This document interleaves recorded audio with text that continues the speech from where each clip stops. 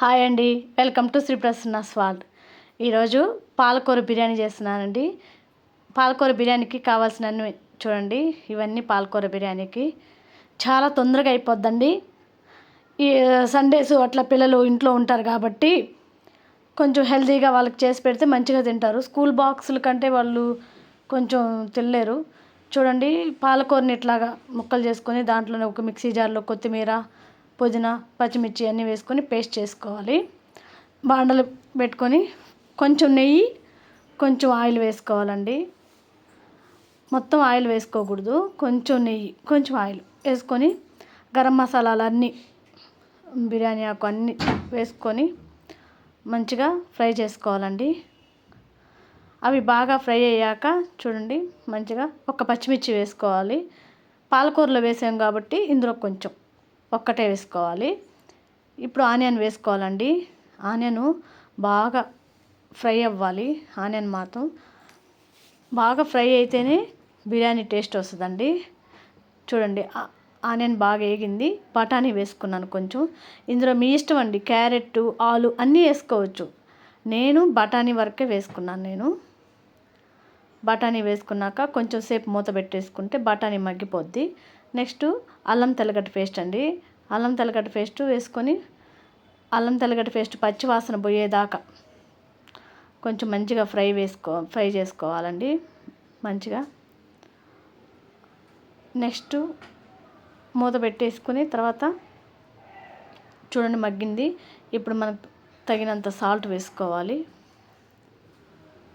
Salt వేసుకున్నాక మరొకసారి మంచిగా మిక్స్ చేసేసుకొని కొంచెం సేపు ఒక 2 minutes మగ్గనిచ్చేస్తే వద్ది. ఇప్పుడు మనం ఇందాక మిక్సీ చేసి పెట్టుకున్నాం కదండి పాలకూర పేస్ట్ని, దాన్ని కొంచెం కొంచెం వేసుకుంటూ మంచిగా చాలాసేపు కొంచెం హైలో పెట్టుకుంటూ స్లిమ్లో పెట్టుకుంటూ కొంచెం మంచిగా దగ్గరికి అయ్యేదాకా ఉడకనిచ్చాలండి. ఆ పాలకూరలో పచ్చి వాసన పోయేంత వరకు వేయించాలి.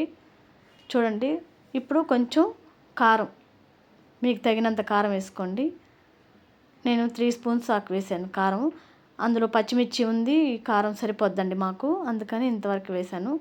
ఇప్పుడు చూడండి మంచిగా ఎలా ఉడికిందో చూడండి. ఇంతకుముందు దానికి ఇప్పటికి కలర్ చేంజ్ అయింది కదా. ఇట్లా కలర్ చేంజ్ అయ్యేదాకా ఉంచుకున్నామంటే హైలో పెట్టుకుంటూ సిమ్లో పెట్టుకుంటూ తొందరగా అయిపోద్దండి. నేను రైస్ కుక్కర్లో చేస్తున్నాను. ఇప్పుడు ఇదంతా రైస్ కుక్కర్లోకి వంచేస్తున్నాను. ఇది రైస్ కుక్కర్లో అయితే తొందరగా అవుతుందండి.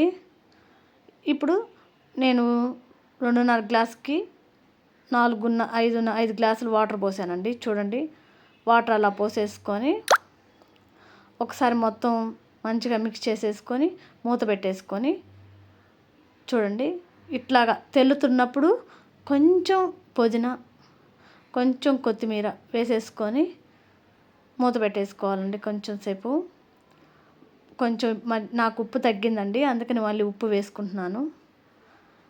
ఇందులో గరం మసాలా అండి, గరం మసాలా కూడా బిర్యానీ గరం మసాలా అంటారు కదా, అది వేసేసుకొని కొంచెం మూత పెట్టేసి చూడండి బియ్యం వేసేస్తున్నాను. రైస్ కుక్కర్లో అయితేనే ఈ బిర్యానీ తొందరగా అయిపోద్దండి. మనం ఇంట్లోకి ఒక ఫ్యామిలీకి చేసుకోవాలంటే బియ్యం వేసుకున్నాక ఇట్లా మంచిగా మిక్స్ చేసేసుకోవాలి.